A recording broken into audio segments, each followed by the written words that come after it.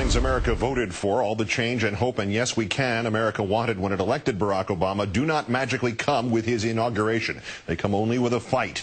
In our fourth story tonight, the main event, the reason for President Obama's big publicity push, the battle over the budget, which if it fails to pass Congress, takes with it change, hope, and yes, we can. Today, the president went to Capitol Hill to meet with members of the Senate Democratic Caucus, one of whom will join us momentarily, some of whom not 100% on board with Mr. Obama's plans, many of whom concerned about the recent congressional estimate that the Obama budget will deepen the deficit worse than originally thought. One of the main players, Senate Budget Chairman Kent Conrad of North Dakota, defending the Senate version of the budget, pointing out that it keeps Obama's big priorities alive. But as you'll notice, he says his budget makes them possible, as opposed to, say, makes them happen. We have attempted to preserve, and I think have preserved, the president's key priorities. That's what he asked me to do when we got the reforecast of reducing our dependence on foreign energy, excellence in education, health care reform. All of those are possible to move forward in the budget resolution that I have written.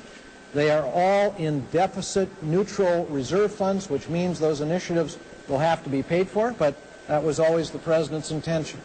Obama's budget director, Peter Orszag, declared the Senate and Obama budgets, if not twins, then at least blood kin. But the White House, nevertheless, is now emailing supporters to get them to push Congress. Liberal progressive groups pursuing the same goals move on with a radio ad, Americans United for Change paying $700,000 for an ad, pressuring Congress to back Obama's budget. The ad does not name names, but if the gentleman from North Dakota, Senator Conrad, had any question who that ad is targeting, it will add in 11 states and in major markets in those states, such as Fargo and Bismarck.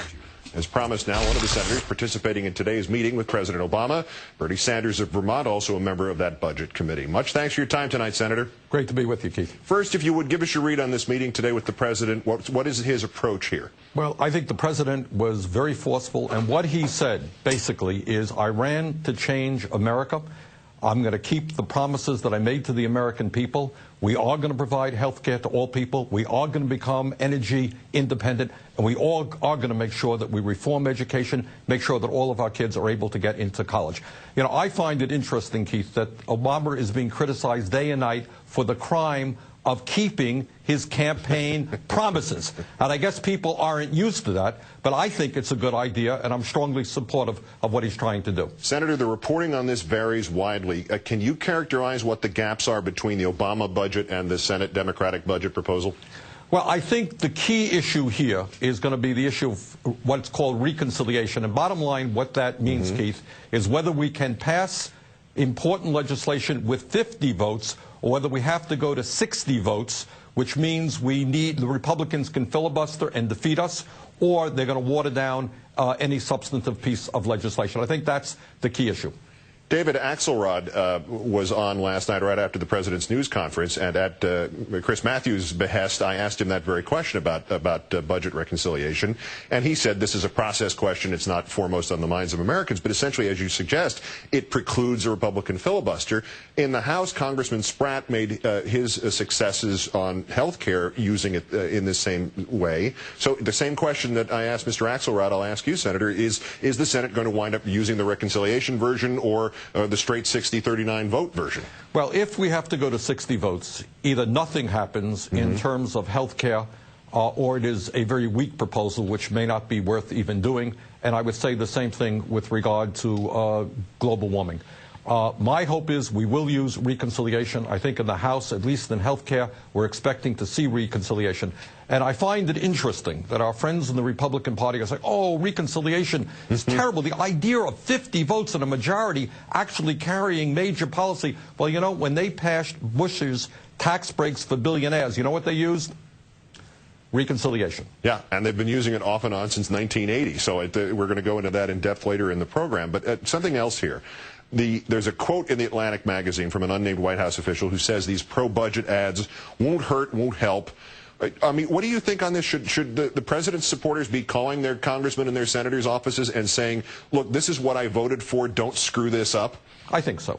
I think what we need to never forget, Keith, is that here in Washington, we have enormously powerful special interests. You know, the financial institutions in the last 10 years spent $5 billion so that we can deregulate Wall Street, and that got us to where we are today. The insurance companies and the drug companies spend huge amounts of money keeping us the only nation in the industrialized world without a national health care program. So what we need to combat that enormous power of the big money interest is a strong grassroots movement. Is it ironic that perhaps one of the benefits here right now of one of the things that might tip this in the balance of the forces of good is that Wall Street is in fact showing a few signs of life? Could that make an argument for Senator Conrad that nobody else could? Well, I think it is. And I think, by the way, these things are going to go up and down, and I think that anyone who thinks that we're in the midst of clear sailing is wrong. We have an enormous crisis on Wall Street, major economic problems, terrible health care problems, et cetera, et cetera. But I think what people respect about President Obama is that he is willing to deal with the real issues facing our country, unlike Bush, who either pushed them under the rug and kept telling us, you recall, how strong the economy was just before it collapsed, or else took us in the wrong direction. And I think people respect Obama's willing to be straight with them. Senator Bernie Sanders, the independent from Vermont, a pleasure to see you last week in Los Angeles, sir, and great thanks for your time tonight. Thank you, Keith.